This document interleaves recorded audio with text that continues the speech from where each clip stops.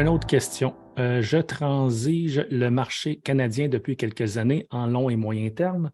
Depuis quelque temps, je me forme en swing trading et j'envisage le day trading et je me demandais de quelle façon il est préférable de faire le transfert en dollars US pour éviter le maximum de frais. Donc là, il me parle de Forex, passer par les institutions financières. Est-il préférable d'injecter de l'argent dans un compte de façon périodique ou de faire sur une plus grosse transaction pour éviter des frais? Euh, la façon la plus simple, c'est d'aller chez votre courtier puis injecter de l'argent dans un compte US, par exemple, mais là, ils vont vous charger 2 de frais généralement. Donc, il y a quelques méthodes, dépendamment du courtier avec qui vous êtes, pour éviter ça. Pour ceux qui sont avec Interactive Broker, vous n'avez pas besoin de faire quelque chose de spécial, vous n'avez même pas besoin d'ouvrir un compte américain. Exemple, vous transigez en canadien et puis vous voulez acheter, on va dire, Facebook ou peu importe, là, un titre à 10 américains. Si vous voulez, exemple, acheter, on va dire, 500 actions, bien, vous faites seulement l'achat de 500 actions du titre américain et puis ça va se transférer dans votre compte US automatique. Pas besoin d'acheter du US.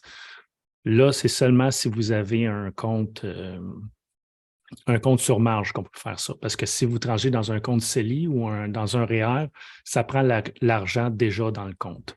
Mais bref, si vous voulez tranger directement avec un compte marge, vous achetez 500 actions.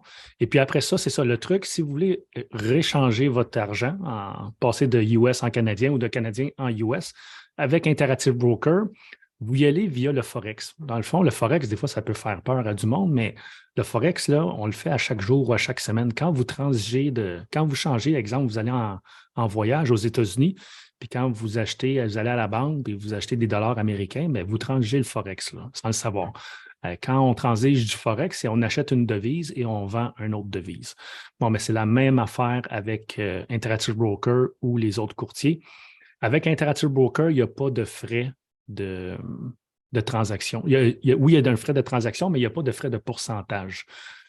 Pour Interactive Broker, jusqu'à concurrence de 100 000 qu'on change, donc c'est quand même une somme considérable, il nous charge 2,5 $. Donc, il charge 2,5 $ par transaction. Donc, si vous changez 500 si vous changez 1000, 10 000, 100 000 ils vont vous charger 2,5 $ de frais pour changer. Donc, il n'y a pas d'histoire de 2 %, c'est tout simplement un frais fixe de 2,5 $. Donc, si vous voulez acheter si vous avez pris une position sur un titre américain, puis vous voulez rapatrier reconvertir votre compte américain en canadien, dans le fond, mettre votre solde à zéro, tout simplement aller dans la section Account en anglais ou compte chez Interactive Broker. Vous cliquez sur votre solde américain. Bon, si vous êtes, exemple, vous avez un solde à 500 vous faites un clic droit, un right-click avec la souris, clôturer ou mettre le solde à zéro. Et puis là, il va vous ouvrir une ligne USD.CAD, USD.CAD. Là, il va dire, voulez-vous acheter pour 500 ou vendre 500 dépendamment de ce que vous voulez faire. Et puis, tout simplement, peser sur Enter, ça va vous envoyer une confirmation, puis vous allez acheter au cours actuel. Comme présentement, je l'ai devant moi, le dollar américain transige à 1,3461, offert à 1,3462. Mais si vous allez à une banque, là, ça va être 1,30 à 1,38. Mais avec Interactive Broker, c'est le vrai prix. C'est le prix actuel. On ne peut pas avoir le meilleur taux que ça. Donc, ils vont seulement vous charger 2,5 $. Donc, c'est ça. Ça, c'est si vous êtes avec Interactive Broker. Si vous êtes avec une autre plateforme, Disney, BMO, tout ça, il y a la méthode Norbert Gambit. Encore là, vous pouvez taper ça, Norbert Gambit, dans la section du groupe Facebook, dans la loupe. On en a déjà parlé, mais je vais vous l'expliquer.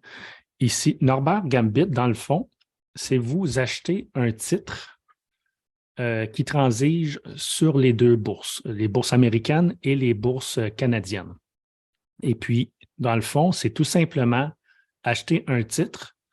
On va dire, eux autres, ils le font avec DLR. DLR, parce que c'est un titre qui n'a pratiquement pas de fluctuation, parce que il y a un délai pour faire ça. Ça prend environ 2 jours ou 3 jours. Donc, il ne faut pas un titre qui est super volatile. Exemple, si vous prenez Mettons, vous preniez un Tesla qui pourrait se transiger au Canada pour aux États-Unis, mais si vous achetez du Tesla US ou canadien, puis là, vous voulez faire le taux de change 2, 3 jours après, mais vous allez vous faire avoir ou peut-être faire de l'argent aussi à cause que Tesla est quand même volatile. Donc, ça prend un titre qui est vraiment pas volatile. Donc, la plupart du monde qui font ça, ils le font avec le titre DLR parce qu'il transige au Canada et aux États-Unis et il n'est pas volatile. Donc, qu'est-ce que vous voyez à l'écran, là, dans le fond, je vais vous le partager. Il explique juste un instant, je vais copier le lien. Je vais le mettre dans le chat. Après ça, je vais vous l'expliquer. Donc, il suffit, exemple, vous voulez changer, on va dire, 5 000 US. Bon, mais vous devez acheter pour 5 000 d'actions canadiennes DLR. Après ça, en anglais, on dit on fait un journal. Donc là, une fois que la transaction a été faite, vous appelez votre courtier et puis vous dites que vous voulez changer vos actions canadiennes en actions américaines. Donc, eux autres, ça va prendre peut-être 1 ou 2 journées le temps que ça soit converti. Et puis, ils vont vous transférer vos actions canadiennes en actions américaines, puis dans votre compte américain. Puis après ça, il suffit simplement de vendre le titre au marché américain.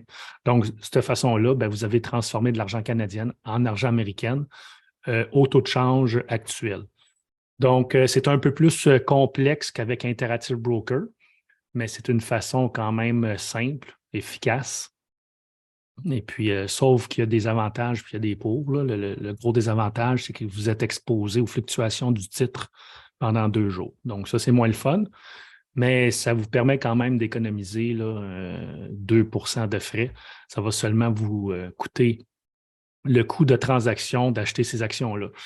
Puis maintenant, le coût de transaction, si vous êtes avec Disnat ou Banque nationale, et puis je pense qu'il y a d'autres firmes aussi, là, c'est rendu gratuit faire des transactions.